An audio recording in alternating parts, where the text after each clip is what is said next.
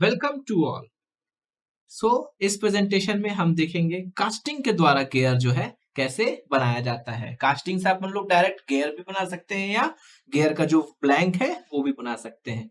तो कास्टिंग बहुत सारे प्रकार की कास्टिंग आपने जो है थर्ड सेमेस्टर में पढ़ चुकी है, जैसे कि sand casting, die casting, investment casting, centrifugal casting. तो हर एक कास्टिंग एक अलग अलग सेपरेट पर्पस के लिए है।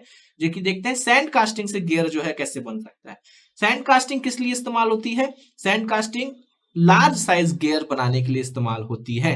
लेकिन जो सैंड कास्टिंग से जो गियर बनता है वो क्या रहता है, डायमेंशनली इनएक्यूरेट रहता है। उसमें बहुत ज्यादा फिनिशिंग और मशीनिंग ऑपरेशन की जरूरत चाहिए बाद में, जो सैंड कास्टिंग से गियर बन के आया हुआ है। अब इसमें जो गियर बनेगा वो ऐसा गियर बनाते हैं जहां पे लो स्पीड एप्लीकेशन हो, जहां पे एक्यूरेसी ऑफ मोशन उतनी ही इंपॉर्टेंट ना हो। जैसे कि फार्मिंग मशीनरी में अपन लोग जो देखते हैं वहां पे एक्यूरेसी जो रहती है मोशन की उतनी इंपॉर्टेंट नहीं है, स्पीड जो रहती है लो ऑपरेशन रहती है। तो वहां पे जो गियर्स बनते हैं वो अपन लोग सैंड कास्टिंग से स्मॉल वेचेस में बना सकते हैं।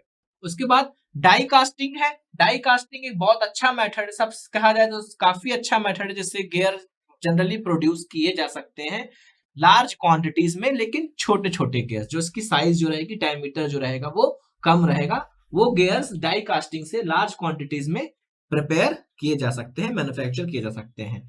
इसमें जो जनरली कौन से मटेरियल का अपन लोग गियर इस्तेमाल बना सकते हैं, जो कि जिसका मेल्टिंग पॉइंट टेम्परेचर कम हो, मतलब कम लो स्ट्रेंथ मटेरियल्स ही इस्तेमाल कर सकते हैं इस मेथड में गियर्स बनाने के लिए। जैसे कि जिंक, एल्यूमिनियम के अलॉयज, कॉपर के अलॉयज, इनके बने हुए मटेरियल जो कि लाइट ड्यूटी एप्लीकेशन में ही इस्तेमाल किए जाने हो, जैसे कि टॉयज में, कैमरास में, काउंटर्स में। तो लाइट ड्यूटी एप्लीकेशन के लिए अपन लोग डाई कास्टिंग से बना सकते हैं। तो डाई कास्टिंग में स्मॉल साइज के गियर्स लार्ज क्वांटिटी में बना सकते हैं लो स्ट्रेंथ मटेरियल से। अब इन्वेस्टमेंट कास्टिंग में लार्ज क्वांटिटीज में स्मॉल साइज गियर बना सकते हैं, लेकिन कौन से मटेरियल से जिसकी स्ट्रेंथ थोड़ी ज्यादा स्ट्रेंथ, स्ट्रॉन्ग मटेरियल, थोड़ा स्ट्रॉन्ग मटेरियल से भी अपन लोग इन्वेस्टमेंट कास्टिंग में बना सकते थे। डाई कास्टिंग में कम स्ट्रॉन्ग, लेस स्ट्रॉन्ग मटेरियल से अपन लोग बनाते थे।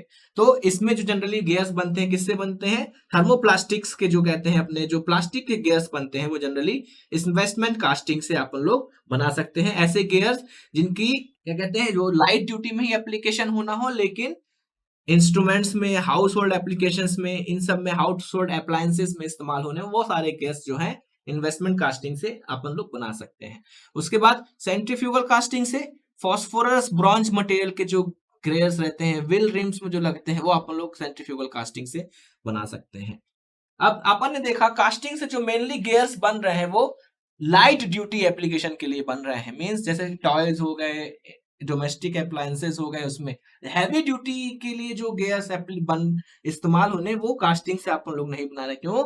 क्योंकि उसमें उतना स्ट्रॉन्ग, उतनी एक्यूरेट प्रोफाइल अपने को नहीं बन पाती कास्टिंग में। तो जनरली किसके लिए है? लाइट ड्यूटी एप्लीकेशन के लिए, जिसमें सबसे वाइडली इस्तेमाल कौन सा होता है? Die casting. तो बाकी सारी कास्टिंग आप लोग इसमें नहीं देखेंगे क्योंकि आप लोग ऑलरेडी देख चुके हैं, सिर्फ डाई कास्टिंग को डिस्कस करेंगे। कास्टिंग में जनरली क्या होता है, एक मोल्ड तैयार करते हैं। मोल्ड में एक कैविटी रहती है, उस कैविटी में मेटल भरे, सॉलिडिफाई हुआ, सॉलिडिफाई होने के बाद क्या करते हैं, मोल्ड को तोड़ देते हैं। ऐसे मोल्ड को क्या बोलते हैं अपन लोग? एक्सपेंडेबल मोल्ड, जिसको तोड़ देते हैं। डाई कास्टिंग में क्या होता है, डाई कास्टिंग में अपन लोग परमानेंट मोल्ड इस्तेमाल करते हैं, मतलब उसमें प्रोडक्ट निकालने के लिए मोल्ड को तोड़ना नहीं पड़ता। वही मोल्ड क्या होता है, बार बार अलग अलग प्रोडक्ट्स के लिए इस्तेमाल किया जा सकता है। तभी तो इसमें बोला गया कि लार्ज क्वांटिटी में स्मॉल गियर्स अपन लोग बना सकते हैं। तो परमानेंट मोल्ड इस्तेमाल करते हैं। जो मोल्ड बनता है किसका? मेटेलिक मटेरियल का बनता है।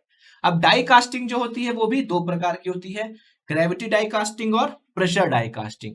ग्रेविटी डाई कास्टिंग में क्या होता है, जो मोल्टन मटेरियल हम फ्लो करा रहे हैं कैविटी में, उसमें हम under the action of gravity material को फ्लो होने देते हैं। अगर इस तरह का मैकेनिज्म है तो gravity die casting.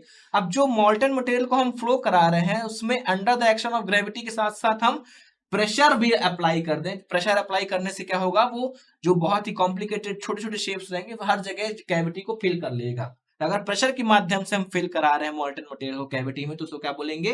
Pressure die casting. ये जनरली किसके लिए इस्तेमाल होती है? स्पर और प्लेन स्पर और बेवल गियर्स जो हैं इससे बनाया जा सकते हैं। किससे? लो स्ट्रेंथ एलॉयज मटेरियल से, जो कि लो ड्यूटी एप्लीकेशन में इस्तेमाल किए जाने होते हैं।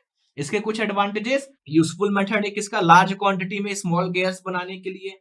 सरफेस जो रहती है इसकी फेयरली एक्यूरेट रहती है, मतलब लगभग एक्यूरेट गेयर्स अपने को प्रोफाइल मिलते हैं। बाद में थोड़ी सी हल्की सी फिनिशिंग ऑपरेशन या मशीनिंग ऑपरेशन इसमें करनी पड़ती है। प्रोडक्शन रेट जो रहता है रैपिड रहता है, जो कि प्रोडक्शन कॉस्ट को घटा देता है। रिजेक्शन जो रहते हैं वो बहुत ही कम रहते हैं। स्किल्स जो है, अब जो गियर हम मशीनिंग से बना रहे हैं तो उसमें ऑपरेटर की स्किल बहुत ज्यादा चाहिए, लेकिन इसमें ऑपरेटर की स्किल उतनी ज्यादा नहीं चाहिए, क्योंकि सिर्फ मोल्ड एक बार तैयार हो गया तो बाद में सिर्फ फ्लो ही कराना है। नॉन फेरस मटेरियल्स के गियर बनाने के लिए बहुत ही सुटेबल प्रोसेस है। उसके बाद कुछ लिमिटेशन, जो डाई की जो इनिशियल सेटअप कॉस्ट रहती है वो इसमें बहुत ज्यादा रहती है, क्योंकि अपने को परमानेंट मोल्ड बनाना है, तो इनिशियल सेटअप कॉस्ट जो रहती है डाई की वो ज्यादा रहती है। अब ये जो मेथड है वो किसके लिए लिमिटेड है, सिर्फ नॉन फेरस मटेरियल या लो स्ट्रेंथ मटेरियल्स के लिए ही लिमिटेड है, बाकी इससे अपन लोग नहीं बना सकते। कुछ बहुत स्पेशल कॉम्प्लेक्स फीचर्स इंपार्ट करने हैं वो भी इसमें अपन लोग नहीं दे सकते।